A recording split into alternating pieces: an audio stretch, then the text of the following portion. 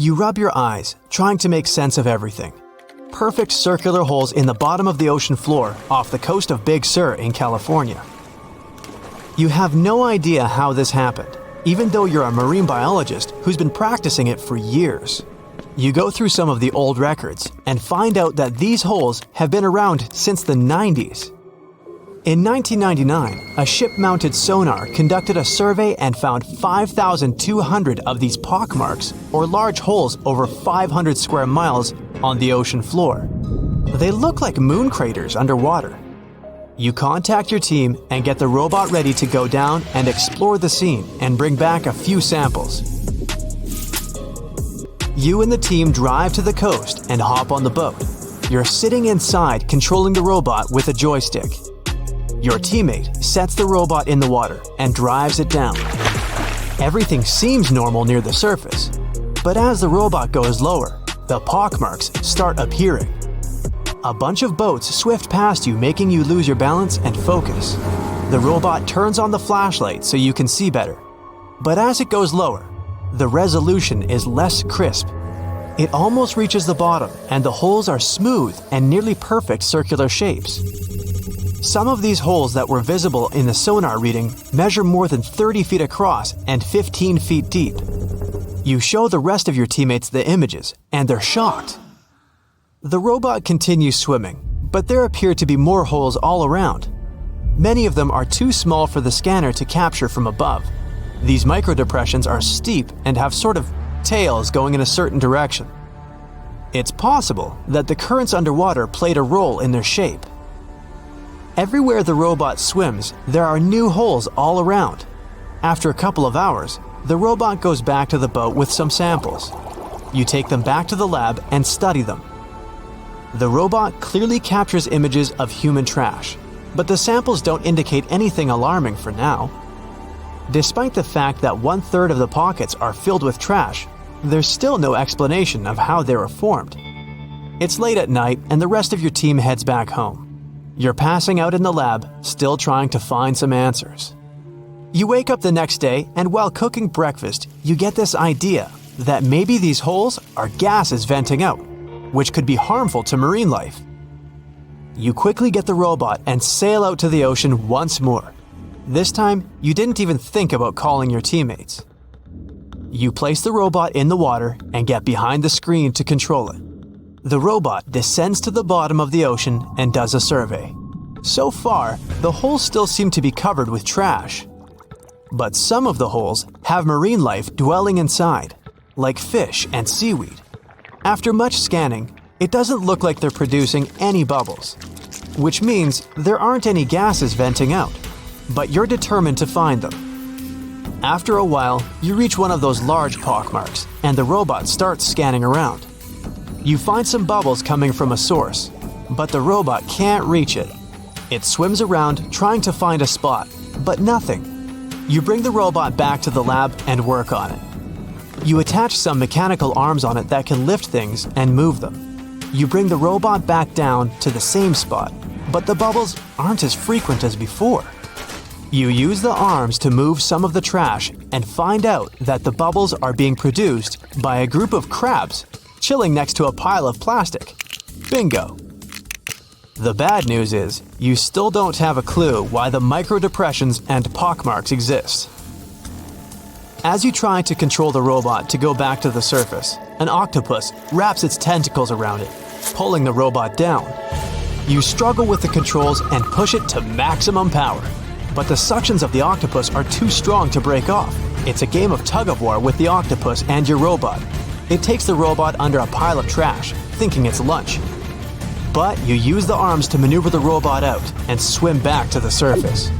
You go back to the lab even more confused. The robot has collected more samples for you to study. Your eye is glued to your microscope, trying to figure out what's going on, but nothing.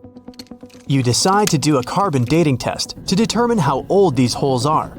After a while, you check out the results and are even more stunned than before. They show that the holes are around 400,000 years old, so it's likely that human trash wasn't the cause for all this. You pull many all-nighters trying to figure out the truth. You gather your team once more and hold a small press conference about this.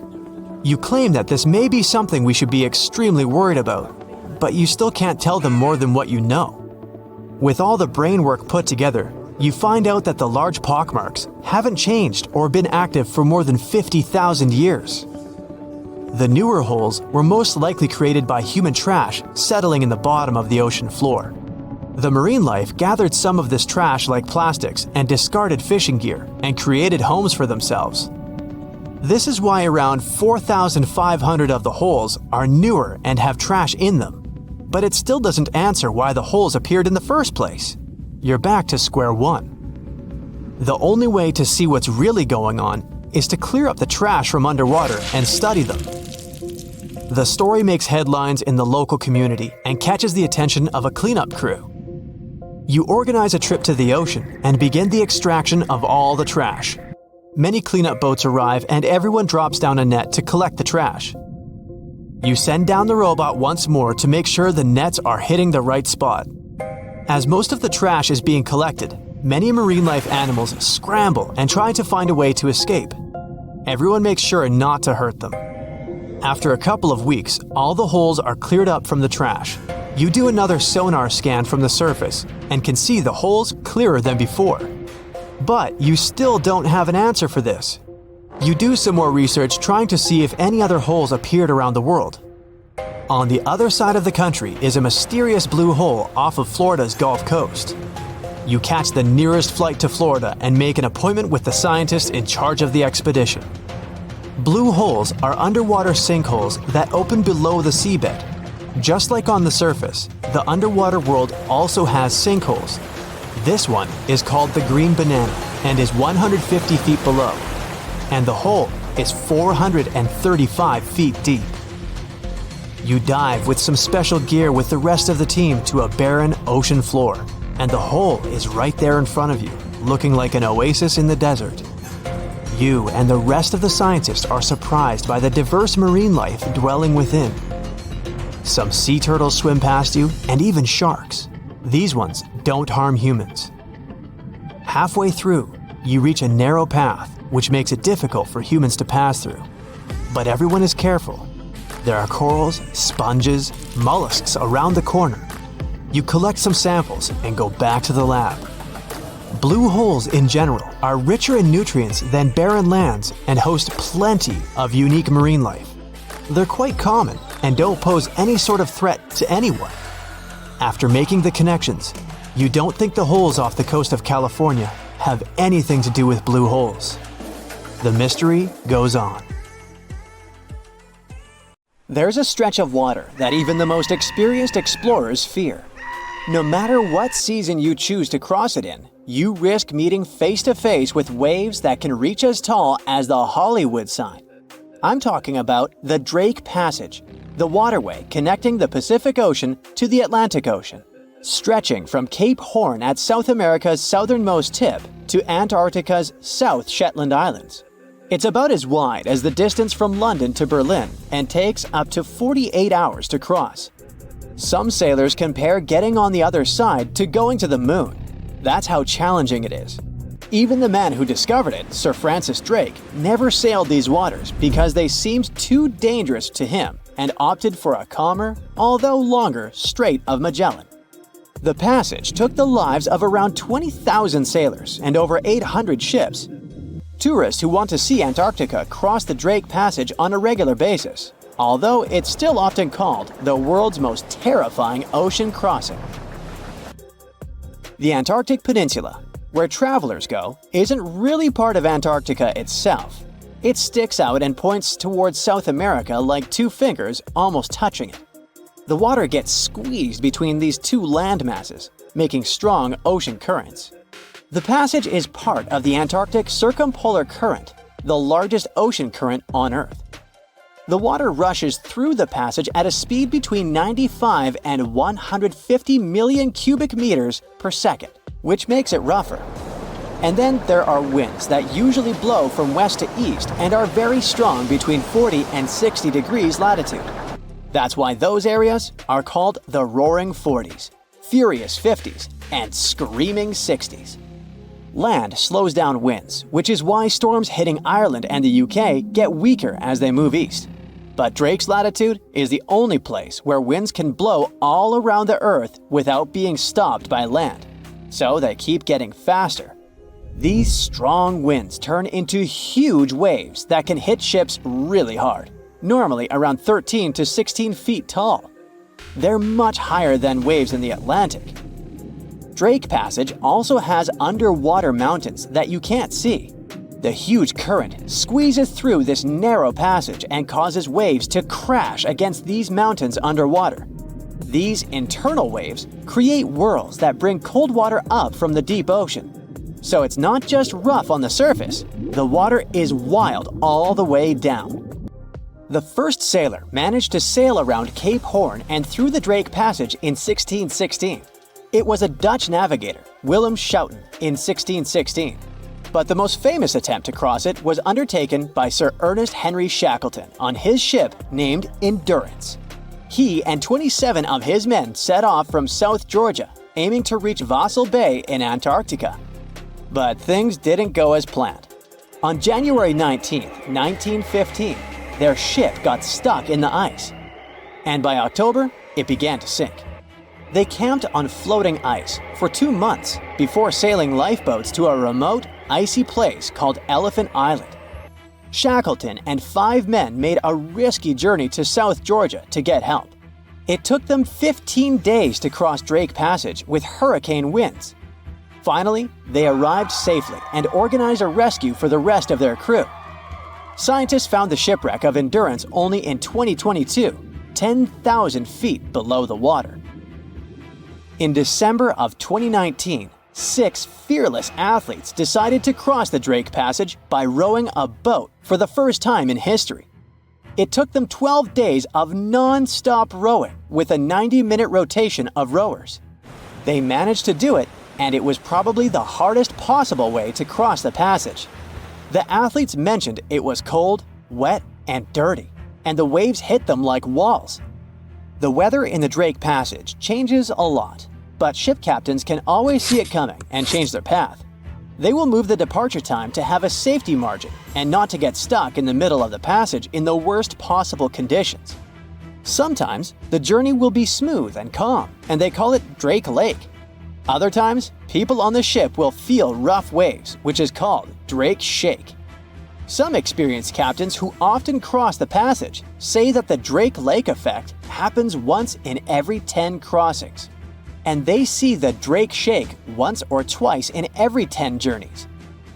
A schooner or a kayak will probably not survive the journey among giant waves, but modest vessels and cruise ships have sturdy hulls and advanced stabilizing mechanisms. So, the journey isn't that dangerous anymore, but still, it's quite an adventure, especially if you're seasick. If you don't feel like risking it but want to travel from the Pacific Ocean to the Atlantic Ocean by water the fast way, the Panama Canal is waiting for you. People first started thinking about making a water path across Panama in the 16th century. Back then, a Spanish explorer found out that only a thin piece of land separated the two oceans. But it seemed impossible to build it because of the mountains and thick jungle, so the idea had to wait a couple of centuries. Finally, in 1880, France, led by the man who built the Suez Canal in Egypt, tried to make the canal. But the people who started the construction soon found out it was much harder than it looked on a map. The land in Panama was one of the toughest and most dangerous places to dig a big waterway. Workers had to literally move huge mountains in a jungle full of snakes, where it was really hot and rainy.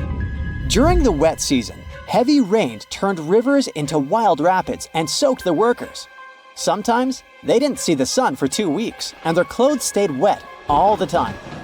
Big rocks were falling, and tiny mosquitoes that carried malaria made people very sick.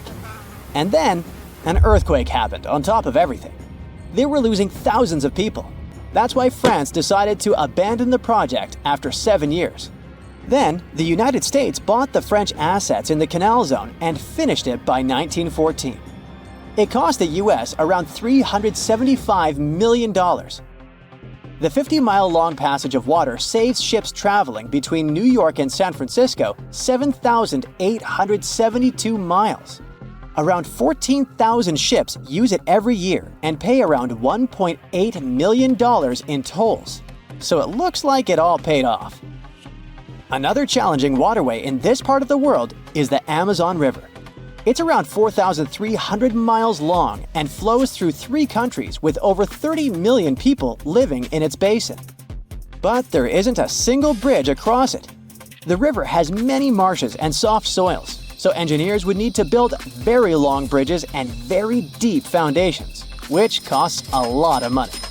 Building bridges over deep water is tough, but in other places in the world, engineers can use things like floating platforms to help.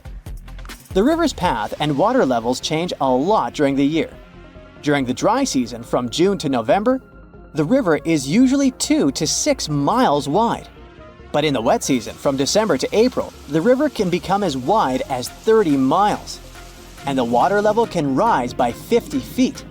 That's why they can't build floating bridges or pontoons. The riverbanks are made of soft dirt that moves and erodes with the seasons, and it makes things even harder. It would have to be an absolutely unique project to overcome all these challenges. Luckily, there's no pressing need for a bridge across the Amazon right now. The river mostly goes through areas that are sparsely populated, so there aren't so many major roads to be connected by bridges. Most rivers in the world flow into the sea, but the Okavango in Africa takes its massive waters right into the Kalahari Desert. And it looks like this river manages to do the impossible and defies gravity. The Okavango starts in the highlands of Angola, runs for 1,000 miles like any other normal river, and then drops into the largest inland delta on Earth, known as the Okavango Swamp. The delta has land slopes dropping at nearly 150 feet, which is about half as tall as the Statue of Liberty. The area where the Okavango Delta is now used to be part of a lake that dried up around 2,000 years ago. It takes the Okavango water several months to complete its journey, and the landscape there is never the same. The first European to have found the delta was the Scottish explorer David Livingstone. Yeah, the Dr. Livingstone, I presume, guy? That's him. When he first saw it, he was shocked as he noticed that the water seemed to be flowing backward and even uphill. He saw 2 strong watercourses connecting the Okavango to the wetland systems to the east. Decades later, other explorers saw them completely dry. Several years later, the watercourses were full again, and they kept emptying and filling up, sometimes changing direction. Scientists managed to explain this mystery when they found a hidden network of faults, part of the Great Rift Valley, under the sand. When major earthquakes happen, like the one in Indonesia in 2004, the Earth sets off a chain reaction. Tiny cracks underground shift just enough to send a trickle of water down the river, and a flood begins, raising the water levels. Plus, in May and June, when winter begins in the southern hemisphere, floods bring more fresh water and life to the swamp. Islands get submerged completely during the peak floods and then resurface again at the end of the wet season.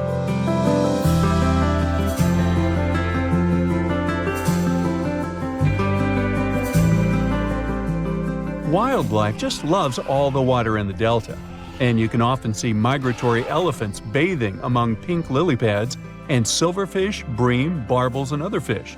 There are lions, cheetahs, buffalo, wildebeests, hippopotamuses, hippopotami, zebras, wild dogs, crocodiles, and other species of animals. Storks, ibis, herons, cranes, and geese like to fly by, along with 450 species of birds. Although the Okavango has plenty of water that is priceless in the desert, people hardly settle along its banks. One big problem here is the tsetse fly. But if you're feeling adventurous, you can come here for a water safari. Scientists from Imperial College in London stumbled upon a totally unexpected river under the Antarctic ice sheet. It slurps up water from an area as big as Germany and France combined. Scientists used to think the lakes under the Antarctic ice were just chilling by themselves. But now it turns out they're part of an interconnected river network. Water under the ice can form in two ways, either from melted snow seeping down or from the Earth's natural heat and the ice grinding over the ground.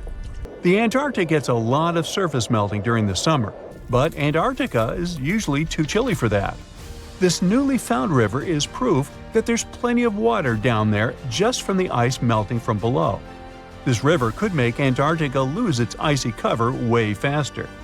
If things heat up enough to melt the surface, that water could rush down and mess with the base of the ice sheet, turning Antarctica into a melting mess like Greenland. If the ice starts moving faster than the water can handle, it's going to create more friction, making even more water and speeding up the melting process. The researchers are on a mission to dig deeper into how this river system works and see if it's causing trouble in other parts of the icy continent. Understanding what's going on down there could give us a heads up on how a changing Antarctica might shake up the whole planet. The Roe River in Montana flows for just a bit over 200 feet between Giant Springs and the Missouri River. It was mentioned in the Guinness Book of World Records as the shortest river in the world, but they had to remove this category altogether because there was some heated debate over this title. Residents of Oregon claim that their D River was the absolute champion, as it all depends on when you measure them. There could even be shorter rivers in Norway or Indonesia, depending on what you see as a river. The official definition says it's something that has constant flowing water in the form of a current and is fed by upland sources or another river, lake, or watershed. Creeks and brooks flow together to form streams. Streams become rivers, and rivers take the water from higher to lower lands, ending in the ocean. There are 12 stream orders, and the first two levels don't have other streams feeding them. So, Roe and its other short buddies technically deserve the title of rivers. I'm glad we cleared that up. Rio Negro in South America is the largest blackwater river in the world and the largest left tributary of the Amazon jungle. Its waters look more like strong tea and seem pitch black only from the distance. They get that dark color from humic acid. When plants containing phenol break down only halfway, they leave behind this tea-like hue. Some people believe that blackwater rivers can't be productive, but Rio Negro helps big fishing industries and has spots where turtles come to lay their eggs. Back in the 17th century, explorers didn't find tons of indigenous folks along the river. But it probably didn't have to do with its productivity, more with diseases and conflicts. There are around 700 different fish species documented in Rio Negro's basin, including at least 100 you won't find anywhere else. A bunch of those fish end up in aquariums, like the super popular cardinal tetra. There is a canal connecting Rio Negro and the Orinoco, which is another major river in South America. Many aquatic species try to move between the rivers, but only the toughest can handle the mix of blackwater and clearwater sections in that canal. There's a unique creek in Wyoming that drains both into the Pacific and the Atlantic Oceans. It begins high up in the Teton Range and later splits into two branches. The Pacific Creek joins the larger Snake River, which merges with the Columbia River and finally reaches the Pacific Ocean. The Atlantic Creek heads east and flows into the Yellowstone, Missouri, and Mississippi rivers and eventually empties into the Gulf of Mexico. If you connect the two creeks' watersheds on a map, you'll get a single blue line between Oregon and Louisiana. Explorers who were looking for the Northwest Passage between the two oceans never knew they could have used the creek. They would just need really tiny boats. Some scientists believe that cutthroat trout knew about this route long before people. They managed to migrate from the Snake River to the Yellowstone River, most likely using the Two-Ocean Creek. Now, every summer, the Caño Cristales in Colombia turns into a liquid rainbow, or the River of Five Colors. At this time, and until the end of fall, the conditions are just perfect for the riverbed to turn bright red, yellow, green, blue, and black. You gotta thank certain aquatic plants growing in the river, a special type of seaweed for all this beauty. During the wet season, the river moves fast and the sun cannot get to these plants. When the dry season hits, there isn't enough water to feed them. So, the time in between the seasons has the perfect conditions for this colorful show. No other place in the world has anything similar. So, at some point, the number of tourists who wanted to see it became so huge that scientists got concerned it could be bad for this hotspot of biodiversity. The area is home to rare species of animals, birds, and plants. Now, there are ecotourism trails and strict opening hours for visitors. Ever wonder why, despite all our advancements in technology and science, there's a vast expanse of our own planet that we barely know about? Believe it or not, over 80% of our oceans remain uncharted territory. It's as if we've got this massive aquatic playground in our backyard, and we've barely scratched the surface. Also, did you know that only about 7% of our oceans have a special tag called Marine Protected Areas, or MPAs? How come this colossal body of water that envelops most of our planet is also among the most vulnerable and misunderstood spaces in the universe? Pressure has a lot to do with it. Our deep ocean is a beast of a place with no visibility, freezing temperatures, and pressure that's so intense that in certain areas it would make you feel like you're having the weight of 50 jumbo jets on your body. No wonder we're having an easier time sending people into space than to the bottom of the ocean. The deeper you go into the waters, the more pressure piles up. But let's not forget we have tech on our side, right? Scientists now use these cool satellite technologies that track the color of the ocean to check how much phytoplankton is there, for example. Why is this important, you might ask? Because these little plant-like critters are actually pretty major players in our big blue oceans. In the grand scheme of things in the aquatic world, phytoplankton is like the bedrock of the ocean food chain. It gives life to almost everything, from the tiny zooplankton, which are animal-like microorganisms, to those colossal, magnificent whales. When these technologies first came around, satellites could get clear images of the ocean faster than a ship could take the same number of measurements in 10 years. But it's not all about looking at the ocean from space. Sometimes you gotta dive in there and see it for yourself. Thankfully, we've come a long way in ocean exploration tech too.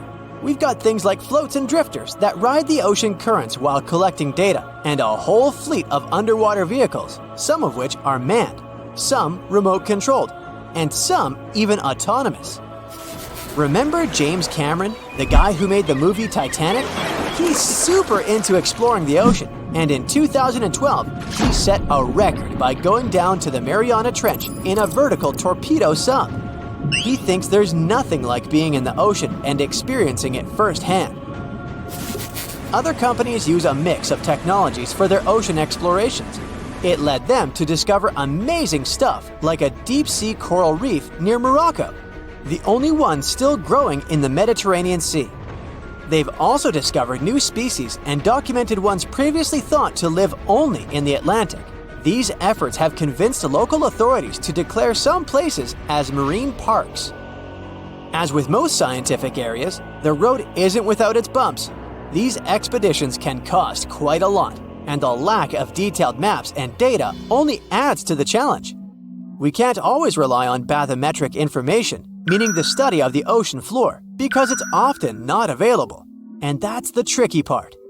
We need to explore more to know more, but getting the funds for these kinds of projects can be tough when there are so many unknown variables. One particular company's explorations have helped protect nearly 4 million square miles of ocean so far. The data they collect during their expeditions is invaluable. It's used to identify new species, locate vulnerable habitats, and even show where threatened species are being overlooked. Their work helps dismiss excuses from local authorities who claim they lack the necessary information to establish more MPAs. The same company supports a goal known as 30 by 30, aiming to protect 30% of our oceans by 2030. It's a big target, and there's a long road ahead, but ongoing ocean exploration can provide the proof needed to keep more of our oceans safe. We also need to set aside areas for protection and research, even when we don't have all the facts just yet. On that note, some cool scientists have recently stumbled upon a gigantic and mysterious world beneath the Pacific Northwest coast's ocean floor. The best part is, this massive realm of life is pretty much cut off from the rest of the world above. making it like a secret underground club that only the best microbiologists have access to. Picture an active city, except the city is microscopic cracks in the basalt rocks of our oceanic crust, and its residents are microbes. These tiny creatures aren't like you and me. They don't rely on sunlight or the organic products of land and water ecosystems for sustenance. Instead, they thrive on chemical reactions with rocks and seawater. Scientists call this type of life chemosynthetic, which sounds complicated, but it basically means life sustained by chemical reactions. While this sort of life has been found deep in mines and around seafloor hydrothermal vents, the scale at which these creatures are found under the oceanic crust is unprecedented.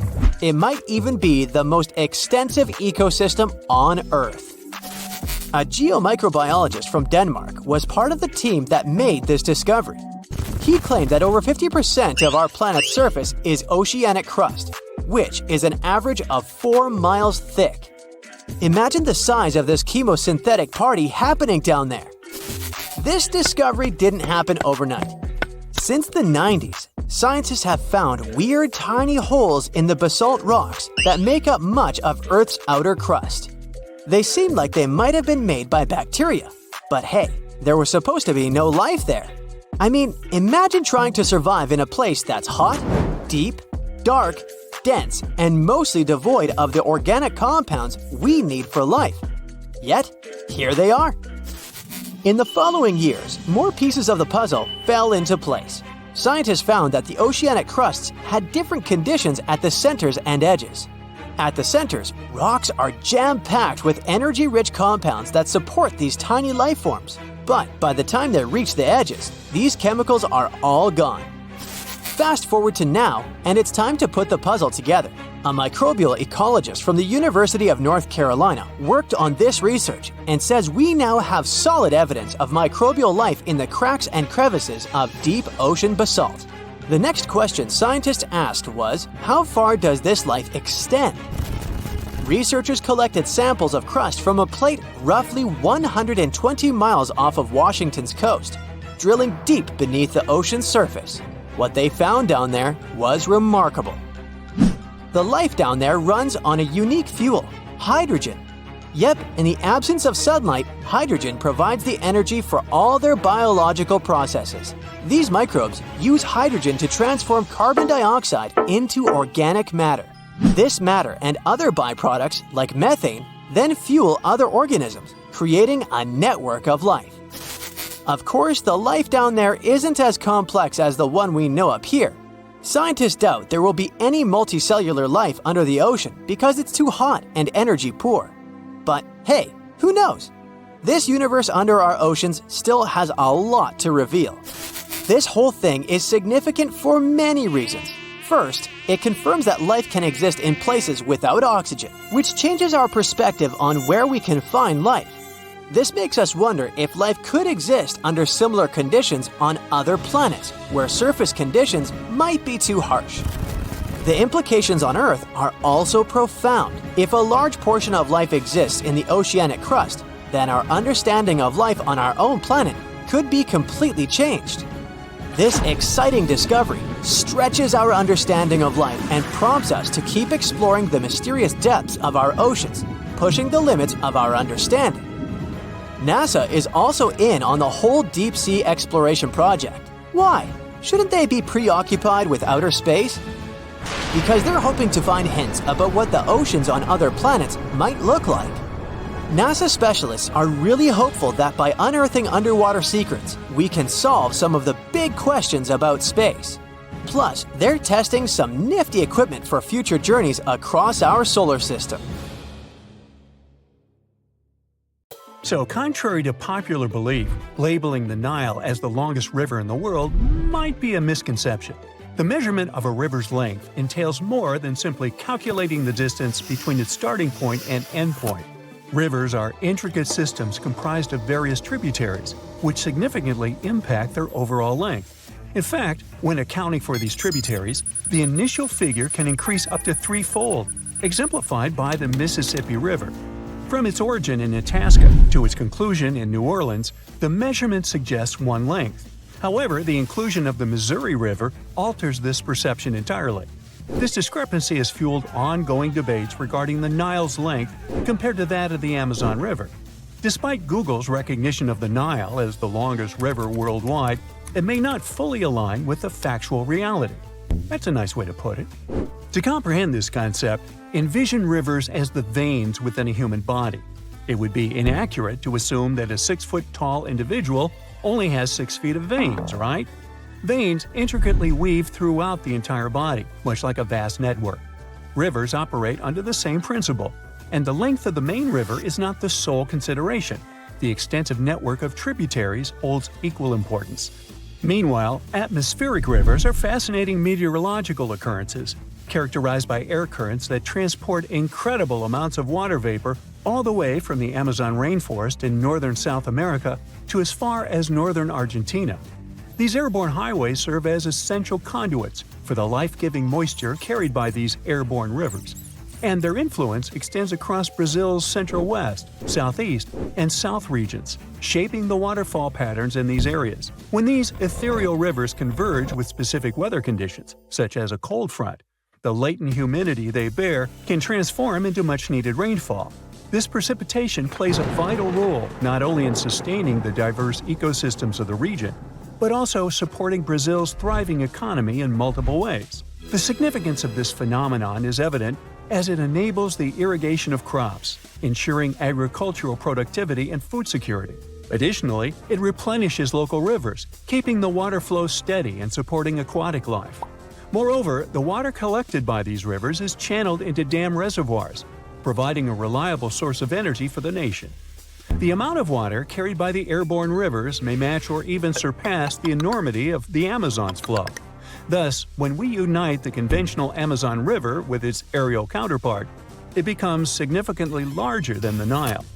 Atmospheric rivers are also observed in the Congo Basin, where the climate is predominantly shaped by the moisture emanating from the Atlantic Ocean and the forests of the Congo Basin. This incredible phenomenon leads to evaporation levels as high as 3 to 6 feet of water per year. These rivers vary in size and strength, but on average, they transport a water vapor volume comparable to the flow at the mouth of the Mississippi River. In rare cases, exceptionally powerful atmospheric rivers can carry up to 15 times that amount. When these rivers reach land, they release the accumulated water vapor, resulting in rainfall or snowfall. Although atmospheric rivers come in various forms, those with high water vapor content and intense winds can cause extreme precipitation and flooding, especially when they linger over flood-prone watersheds. An example of a well-known atmospheric river is the Pineapple Express, a robust system capable of transporting moisture from the tropical regions near Hawaii to the U.S. West Coast. Such events can disrupt travel, trigger mudslides, and lead to significant destruction of life and property. However, not all atmospheric rivers pose risks. Many are weaker systems that provide valuable rain or snow, essential for maintaining water supplies. Plus, they play a critical role in the global water cycle and have a close association with water supply and flood hazards, particularly in the western United States. In addition for the potential for flooding, atmospheric rivers also contribute to desirable increases in snowpack. A series of atmospheric rivers was responsible for severe winter storms that battered the U.S. West Coast from western Washington to southern California between 2010 and just recently in early 2024, resulting in rainfall ranging from 11 to 25 inches in certain regions. So, if water vapor can be considered a river, it begs the question, what else can be classified as a river? Surprisingly, even without any water, something can still be deemed a river.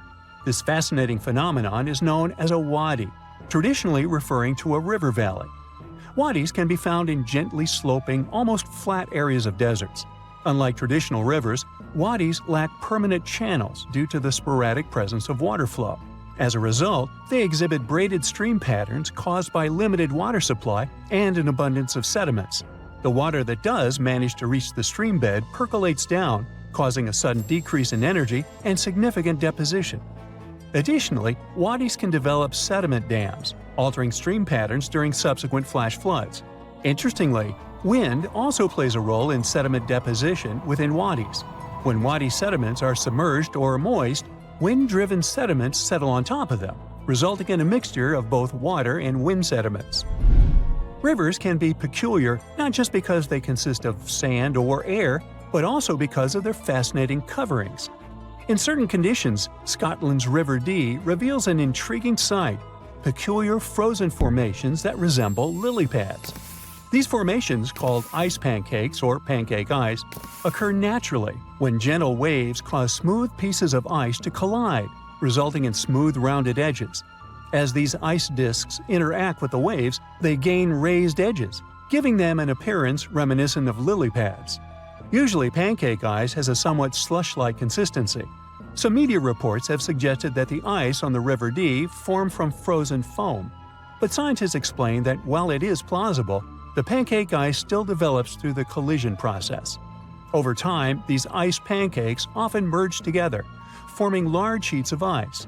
If the ice becomes thick enough and the water remains turbulent, it can bend, fracture, and stack upon itself, creating remarkable structures called ice ridges. Now, imagine a river not made of water but of methane. It may sound like an outlandish idea, but on Saturn's moon Titan, this is actually a reality. Vid Flamina, a fascinating river on Titan, consists of liquid methane and ethane and has drawn comparisons to the mighty Nile. Stretching over 249 miles, it gracefully flows into l'Egea Mare, which is Titan's second-largest hydrocarbon sea. While most of Titan's surface is composed of water ice, Vid Flamina stands out as a breathtaking river that carves canyons into the icy terrain, mimicking solid bedrock. NASA scientists believe that this extraordinary river hosts rapids, whirlpools, and even waterfalls, mirroring the features found in Earth's rivers. When NASA's Cassini probe reached Saturn in 2004, its main goal was to explore this giant planet and its moons. Scientists were particularly interested in finding evidence of liquid methane on Titan due to its unique surface temperature and methane-rich atmosphere. However, initial observations from Cassini concentrated on Titan's equatorial region, disappointed the researchers as they found no signs of seas or rivers. But this disappointment turned into excitement when Cassini's orbit shifted, enabling the team to focus on other areas of Titan's surface using radar techniques. Surprisingly, radar signals bounced off various angled and rough features such as sand dunes, cliffs, and rocks. But when the radar reached Titan's polar regions, the signal ceased, revealing mysterious dark spots resembling lakes, rivers, and tributaries akin to those found on Earth. The groundbreaking discovery came in December 2012 when Yanni Radebau, a scientist working with Cassini's team, announced an image captured in September of the same year. The image unveiled a river resembling the Nile, extending over 200 miles in a relatively straight course, indicating a correlation with fault lines similar to other significant rivers nearby. This remarkable flowing body navigates through rugged and inclined terrain, suggesting the occurrence of tectonic processes comparable to those on Earth. The Earth has three main layers: two parts of the core, the dense, hot inner core, and the molten outer core. Then comes the mantle. And then follows the thin crust, the surface that supports life as we know it.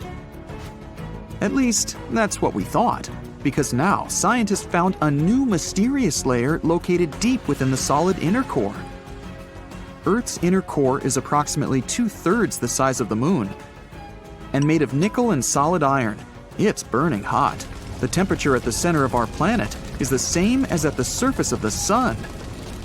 The outer core can reach almost 10,000 degrees Fahrenheit.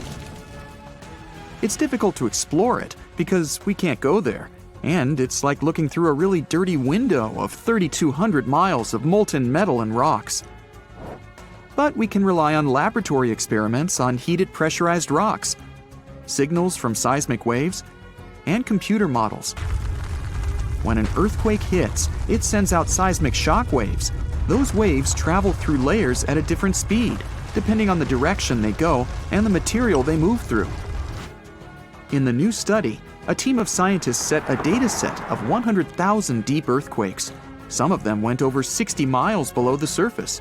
When an earthquake happens on one side of our planet, scientists track its waves all along to the other side. Waves change when they come to the other side, so scientists try to understand the materials these waves have passed through. They found a new layer in the core of our planet thanks to earthquakes. Normally, shock waves travel along the equator, but down below, they digress and go into different directions, about 60 degrees to the side. When waves pass through the inner core going from north to south, they will travel more quickly than waves going through the core parallel to the equator. It's important to understand the core because it creates our magnetic field, which, in turn, protects the planet from things like solar winds that are charged particles coming from the sun. In the 1960s, we discovered the Earth pulsates every 26 seconds. It's like clockwork, a giant heartbeat. The ground is slightly shaking, but we mostly don't feel it. Researchers can still track it. Some of them think the continental shelf comes as a huge wave break under the oceans. For example, the highest part of the North American continent falls off into a deep abyssal plain. One theory says waves hit this spot, producing regular pulses. It's like having all kinds of drums. You hit them with your hands and accidentally slam that one spot that produces the right harmonic bang to rattle our entire planet. If this theory is true, we're lucky there are no more spots like this that can shake the Earth. Other scientists believe the pulsation happens because there's a volcano near the critical spot, the island of Sao Tome in the Bight of Boni. You're walking, running, and jumping, but when you stop, it always feels like you're standing still. In reality, you're moving even when you're perfectly still because our planet is always on the move. Depending on where you're at, you could be spinning through the universe at more than 1,000 miles per hour. If you're on the equator, you'll move the fastest. Let's say you have a basketball spinning on your finger. Check the ball's equator. A random point on it has farther to go in just one spin than any point near your finger. That means the point on the equator is moving more quickly. The Earth is a planet that recycles all the time. The ground we're walking on is recycled. Our planet's rock cycle turns rocks of one type into another. That's a cycle that goes on and on. The depths of our planet are filled with magma. As magma is going out onto the surface, it hardens into rock. Tectonic processes like volcanic activity, earthquakes, mountain building, and all of the other processes that shape the surface of our planet bring that rock to the Earth's surface. When the rock is on the surface, erosion shapes it and shaves its bits off. Those small particles then get deposited. All the pressure coming from above compacts the particles into sedimentary rocks, like, for example, sandstone. Sedimentary rocks can also end up deeper and deeper under the Earth's surface. Since there's a lot of heat and pressure, they get cooked into metamorphic rocks. They can go back to the surface once again, or even end up being re-eroded. Sometimes the crust plates are pushing one under another, and this way, rocks can transform into magma once again. We've explored only 5% of the ocean so far. The ocean itself, as well as life below the seafloor, is still a mystery. The sediments that are underlying our oceans are home to different microorganisms that exist even at depths of 1.5 miles beneath the seafloor.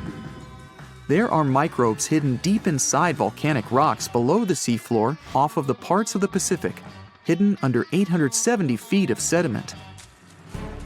The biosphere under the seafloor is growing extremely slowly compared to life on the surface. Cell division happens every 10 to 1,000 years. Something's different about the Earth's axis. Climate changes and melting glaciers, mostly in the regions like the Himalayas and Alaska, made the axis shift. Our planet has two kinds of poles. Are the south and north magnetic poles. They affect things such as drift and navigation. The axis that the Earth is spinning around is another kind of pole. It shifted a little bit over time, but we don't know exactly why. Researchers realize there are moving masses of water, pushing the Earth's axis eastward. Take a basin of water as an example. If you're moving it back and forth, sloshing makes the water move its weight all around. A similar thing is happening on a planetary level. No matter how large an earthquake is, no human could ever feel an earthquake on the opposite side of the Earth, although some people claim they did. In 2013, there was one near the Kuril Islands with a magnitude of 8.5. It went around 400 miles deep. It was so strong, people in Australia reported they could feel the ground shaking. The strongest earthquake happened in Chile in 1960 with a magnitude of 9.5. The rupture zone stretched from 311 miles to almost 620 miles along the country's coast. Earthquakes with a magnitude of 10 or higher can't happen. The magnitude depends on the length of the fault where it occurs. The longer the fault, the bigger the earthquake. A fault is a break in a part of the planet's crust. It has rocks on both sides, and they move past each other. We haven't found a fault long enough to generate earthquakes with a magnitude of 10 or more. If it happened, it would extend around most of our planet. An earthquake with a magnitude of 12 would require a fault larger than our planet. One side of our planet is getting colder than the other. The Earth has a system that keeps it warm from the inside, a red-hot liquid interior deep below the surface. It spins and, at the same time, generates a magnetic field and gravity. That way, the Earth's core holds the atmosphere closer to the planet's surface. The Earth also absorbs heat from the sun, mostly on the surface. The heat doesn't spread equally on all parts of the Earth. One side of the planet, the Pacific Hemisphere, is losing heat more quickly than another, the African Hemisphere. This happens because land traps more heat than the surface under the ocean. The seafloor is way thinner than the landmass. Also, the temperature caused by the heat coming from inside the Earth is getting lower because of huge amounts of cold water above it. Clouds are not just like some fluffy distant pieces of cotton. They weigh more than 1 million pounds and help regulate our planet's temperature. If you take all the water droplets in clouds and bring them to the surface, you could cover the planet with a liquid layer as thin as a human hair. It doesn't seem like a lot, but this water is crucially important for climate. We'd have warmer temperatures if it weren't for the clouds. Let me take you to a place that seems to be out of this world. Life inside this cave has been isolated from the outside world for about 5.5 million years, and it does show. See for yourself. Due to such a long isolation, the conditions inside the Mobile Cave are like nowhere else on our planet. A unique ecosystem is flourishing there, even though there is a severe lack of sunlight inside the cave, and the air is toxic. The cave, located a few miles west of the Black Sea in Romania, was first discovered in 1986. Nowadays, you can only visit it if you have special permission. Plus, the central caverns are guarded naturally by narrow limestone tunnels and vertical shafts. So, if you're no stranger to claustrophobia, you'd probably better not enter this place. In the depth of the cave, the air has twice less oxygen than the air outside. Instead, it contains a lot of carbon dioxide and hydrogen sulfide, so not the freshest air you can breathe. It's also pitch black inside the cavern. But despite, or should I say thanks to, this cocktail of extremely harsh conditions, the site is a true goldmine for biologists. Shockingly, life seems to be booming here. In a 1996 study, scientists identified 48 species, and 33 of them were unique to the cave. Most of the creatures inhabiting the cave are tiny, with long limbs and antennae that help them navigate in the dark. They have no vision and lack pigment, and it makes sense. Why would you need to be able to see if you live in total darkness? And why would you need to be pretty and colorful with no one to see you? Now, I'm going to take you to another cave. It's no less amazing, but looks very different. This is the Giant Crystal Cave, aka the Cave of the Crystals, in Mexico. These ginormous crystals were found in 2000 by a mining company after the water was pumped out of the cave.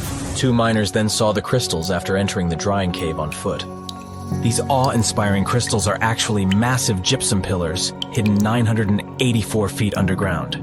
They're anchored to the walls and the floor of the scorching hot cave. Scientists estimate that the crystals could have been already growing for 500,000 years.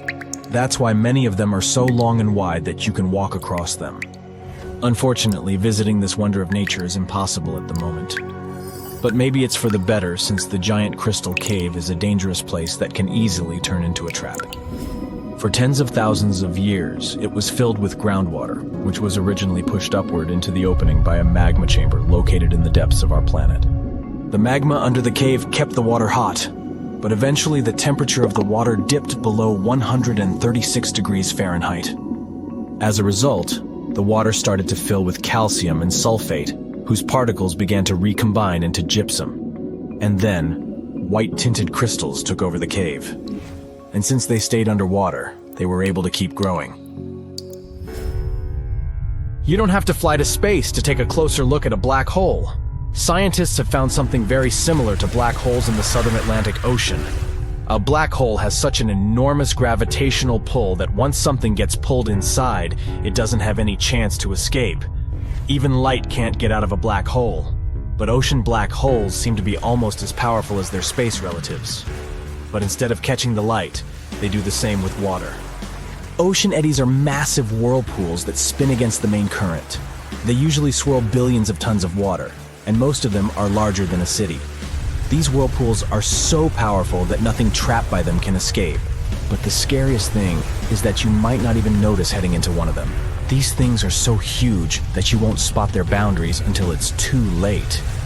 When scientists started exploring ocean vortices with the help of satellites, they discovered the borders of several eddies. After that, they managed to prove that, mathematically, these whirlpools are the same as mysterious black holes in space. Massive eddies are surrounded by super-tight barriers where fluid moves in closed loops. Even water can't get out from the inside of these loops. That's why tight ocean vortices play the role of enormous containers. Water inside them can be totally different from the ocean surrounding an eddy. And I'm not only talking about its temperature. The salt content inside and outside a whirlpool often differs as well. On the thin Curonian spit splitting the Baltic Sea from the Curonian Lagoon, there is one of the most bizarre places on Earth. Locals call this area the Dancing Forest because pine trees in this forest have shockingly unusual shapes. They twist in spirals and circles along the ground. There are some theories why it could be happening, of course. Some people claim that huge amounts of positive and negative energies once clashed in that spot.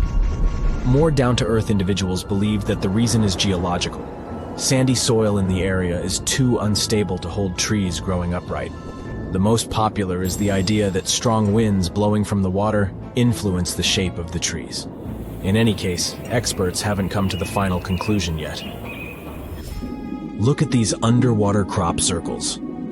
For the first time, they were spotted in 1995, close to southern Japan's coast. Local divers called these 7 feet wide structures mystery circles. The enigma had been plaguing many minds for almost 16 years until the culprit was finally caught. Imagine the researchers' surprise when it turned out to be a male pufferfish. The fish needs a bit more than a week to build one circle, and the aesthetics are obviously crucial. A male is swimming inside the circle, digging valleys in the sand with its fins. But that's not all. The fish also use shells and corals to decorate particular parts of their circles. This whole build-a-circle thing has a practical purpose as well. The way a male fish swims pushes the sand toward the center of the circle and creates a mound which later serves as a nest. The next mystery on our list is in the Caribbean. Just off the coast of Belize, there's a giant sinkhole. That's the Great Blue Hole. It's about 1,000 feet across and more than 400 feet deep. Once, a long, long time ago, this hole was a cave. But then rising waters filled it, making it collapse in on itself. The deeper you'll descend into the Great Hole's crystalline waters, the darker it will become. You'll see tons of stalactite-filled caves there, but entering them is extremely dangerous, unless you want to get hopelessly lost. Once you reach a depth of 50 feet, you'll notice that the water is shimmering. That's the invisible line dividing the sinkhole's salty top from the freshwater abyss. You might want to turn back right now. Who knows what you might come across in the murky depths. There was an old Amazonian legend that told about the river that was so hot that it boiled. And it was believed to be just a legend until Peruvian geoscientist Andres Russo questioned if the river could be real. All experts denied such a possibility. After all, hot rivers do exist, but only in the areas where there are volcanoes. As for the part of the country mentioned in the legend, there are no volcanoes in that region. But Andres Russo was too dedicated to give up. And in 2011, he finally located the river from the legends. The water in it was indeed steaming hot. Its temperature was 186 degrees Fahrenheit, not boiling, but pretty close to this point. But what shocked the researcher the most was the size of the river. One could think that the almost boiling water was the result of the activity of an underwater hot spring. But thermal pools are always small, while the river is 20 feet deep and flows for almost 4 miles. This is the only river of its kind on our planet. On a sunny day, a man was diving in shallow waters near South Africa. At one point, he saw something that didn't catch his eye at first. A pile of shells that looked as if it had been put together. Maybe by some other diver, he must have told himself. But out of all these shells came the most unusual of creatures, an octopus. The gorgeous underwater animal looked straight at the man before swimming away. Impressed by his new acquaintance, the diver started visiting the octopus every day. He watched it use shells and seaweed to protect itself and learned how it hunted and cared for its eggs. All these encounters became the basis for a now famous documentary. In the movie, the diver wanted to study the relationship between a wild octopus and its observer. Initially, the octopus was a bit too shy to let the man get close. But over time, it began to trust him and even explored his body. At one point, the octopus even rested on the diver's chest. The man soon began to look at the underwater creature as his octopus friend. Sure, the documentary did make it look like a true friendship, but that was most likely because of all the close-ups and eerie music. But you can't really know what the octopus is thinking. Maybe what looks like tenderness is just curiosity or confusion. Maybe an apparent hug is really just a defense mechanism. Some people may love octopuses, but can they really be friends with a human? Until they learn to talk, I guess we'll never know. That doesn't make an octopus less of an interesting creature, though. Apart from those quirky sets of tentacles, obviously, octopuses have another characteristic that sets them apart from other sea creatures. A recent study that involved studying the footage of octopuses living underwater shows that they sometimes develop this unusual behavior. They seem to throw things at each other on purpose. It can be anything from dirt from the bottom of the sea to shells or rocks. Octopuses are known to be solitary creatures, so when something or someone, like an underwater camera person, gets too close to them, they might lash out. Just as we have yet to discover the limits of our galaxies and constellations, we know very little about the bottom of the sea. It's one of the reasons why we find it so hard to explain the behavior of some underwater creatures. The truth is, we don't have good enough technology able to deal with harsh conditions and a limited amount of light underwater. You might have asked yourself at one point, what's the deepest part of the ocean? It's called the Mariana Trench. We don't really know exactly how deep this giant hole is, since it's too difficult to measure, but it's somewhere around 6.8 miles deep and 5 times longer than the Grand Canyon. This massive underwater trench was first studied back in 1875 with the help of a weighted rope. Back in 2012, a Canadian film director reached the bottom of the trench in a submersible vessel called the Deep Sea Challenger. Some of the most bizarre creatures on the planet were discovered here, including the Dumbo octopus, the sea cucumber, and the goblin shark. The Mariana Trench got its name from the nearby Mariana Islands, which were named Las Marianas in honor of Spanish Queen Mariana of Austria.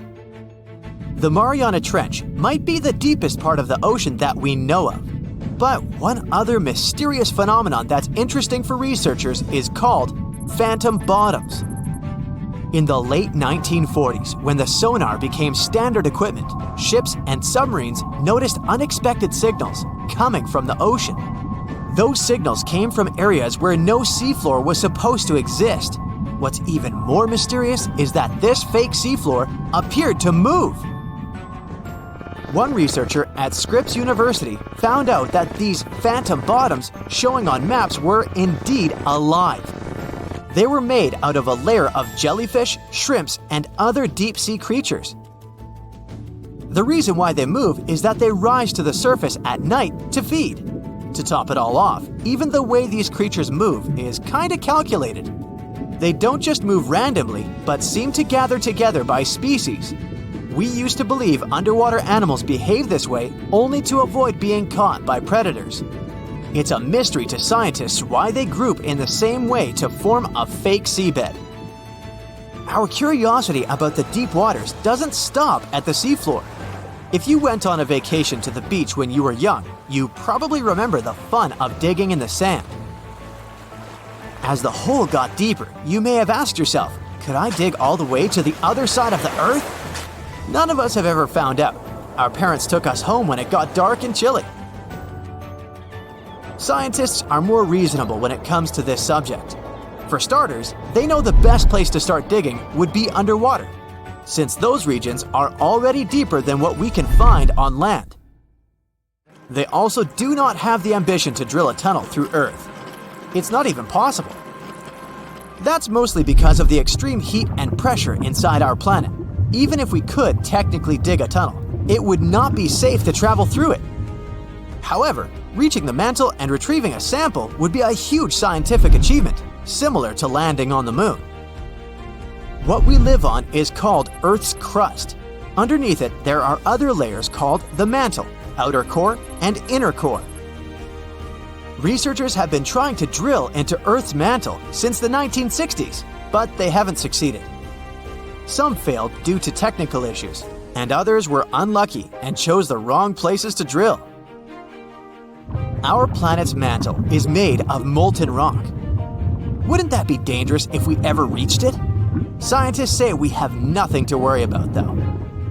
If and when the drillers eventually pierce through the crust underwater, hot molten rock won't pop up the hole and spill onto the seafloor like it would during a volcanic eruption. Mantle rocks aren't solid, sure, but they move slowly, at the same speed as your fingernails grow. Another of those famous deep-sea mysteries is that of the 1997 bloop. You heard that right. I'm talking about a weird sound that seemed to come from deep under the waves.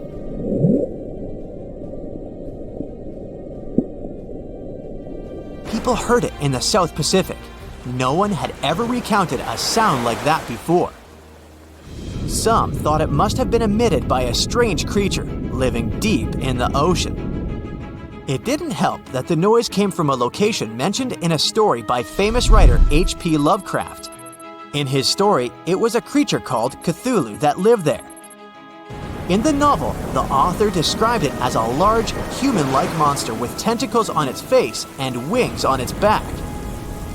For many years, people tried to figure out where the noise came from. It wasn't until 2005 that they concluded it was from icebergs breaking off of glaciers. Some people still don't believe that this explanation truly makes sense and are searching for a different reason for the bloop. If creatures living outside of our planet ever decided to come to visit, you wouldn't expect them to go straight to the bottom of the sea, right? Well, some people claim there's a sort of spaceship on the ocean floor, discovered in 2011. It's basically an oval-shaped object located on the bottom of the Baltic Sea. In 2012, a team of divers explored the anomaly and found what appeared to be a staircase and other structures on its surface. This only added to the belief that the large object had been made by someone and wasn't just a natural phenomenon. Even more bizarre, close to the unidentified anomaly, the explorers' electrical equipment, like sonar instruments and satellite phones, started to malfunction. Some scientists believe it just to be a glacial deposit or some other natural formation, but they still don't know for sure what it is. About 800,000 years ago, I wasn't around then, a gigantic asteroid soared through space and plummeted toward Earth. It slammed into our planet with enormous force. It blanketed 10% of Earth with shiny black and green lumps of rocky debris known as tektites. Tektites are pieces of rock that get liquefied by the heat of a meteorite impact.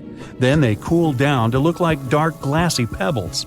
A trail of these tektites was strewn across Southeast Asia and reached all the way to eastern Antarctica. This is how scientists know this giant meteorite crash happened.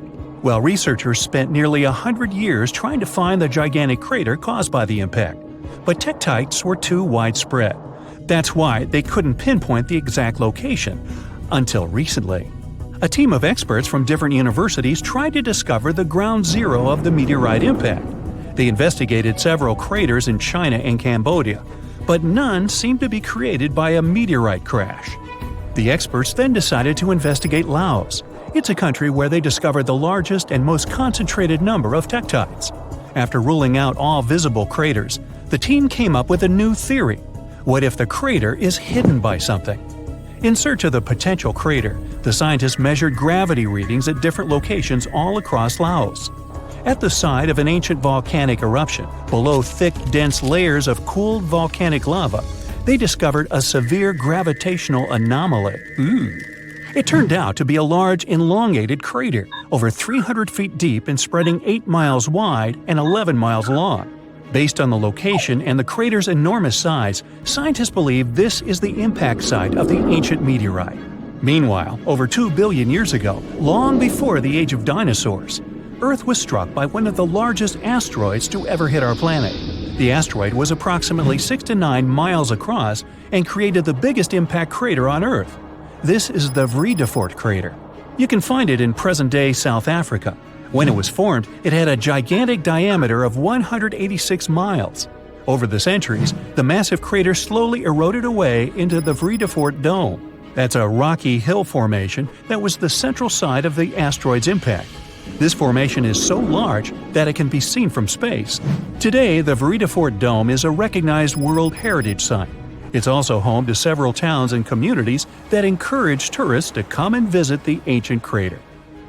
In 1943, one pilot strayed from his regular flight path to avoid dangerous weather conditions.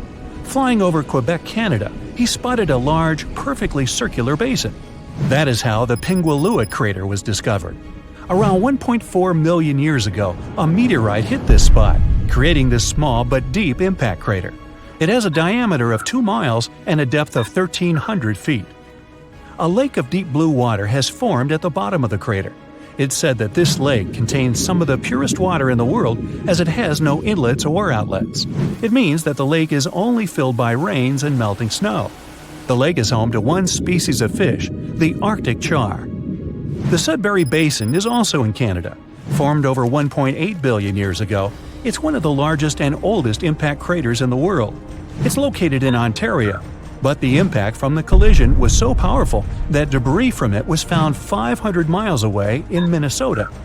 Unlike most impact craters that have a circular shape, the Sudbury Basin is an oval. It's 39 miles long with a width of 19 miles. The original impact site might have been a whopping 10 miles deep, but its modern-day version is much shallower. The asteroid that created the basin carried a high concentration of natural minerals.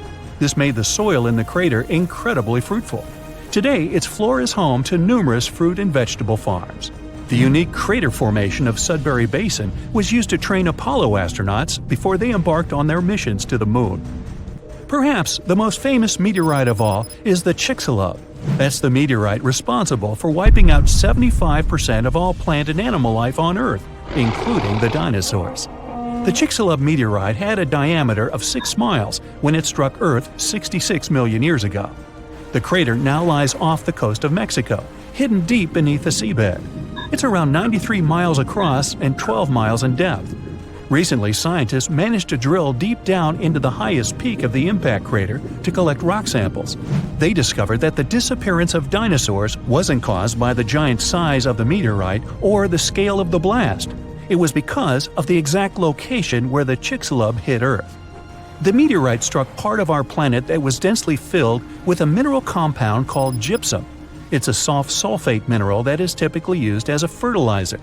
The collision blasted so much sulfur into the air that it blocked out the sun. This caused the prolonged dark winter that doomed the dinosaurs. One of the youngest craters on Earth is the Barringer crater in Winslow, Arizona. The Barringer crater is also one of the best preserved craters on Earth.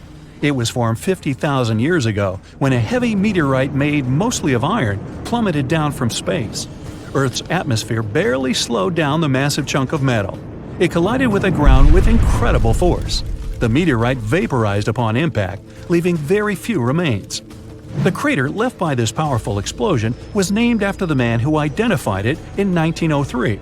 It was a mining engineer named Daniel Barringer. The diameter of the crater is 3,900 feet and it goes 560 feet deep. The Barringer family still owns the impact site to this day. You can visit the crater and take a guided tour around its rim. The Papagai crater in Siberia is one of the most interesting craters on Earth. An asteroid impact over 35 million years ago formed this massive basin. The crater is 62 miles across, which makes it the fourth largest one in the world. This crater is unique as it's home to one of the largest diamond deposits in the world. The intense pressure from the collision transformed the graphite at the impact site into diamonds. Scientists say that the crater contains trillions of carats of diamonds, but no one has ever mined them due to the site's remote location and lack of infrastructure. In the year 1530 BCE, a meteoroid entered Earth's atmosphere before shattering into pieces. The meteorite's burning fragments rained down on Earth and crashed into the planet's surface. As a result, a group of craters appeared on a small Estonian island, Saaremaa. The largest crater is a 360-foot wide perfect circle. It's 70 feet deep and filled with blue water. 8 smaller craters that appeared during the collision can be found within a half-mile radius of the largest crater.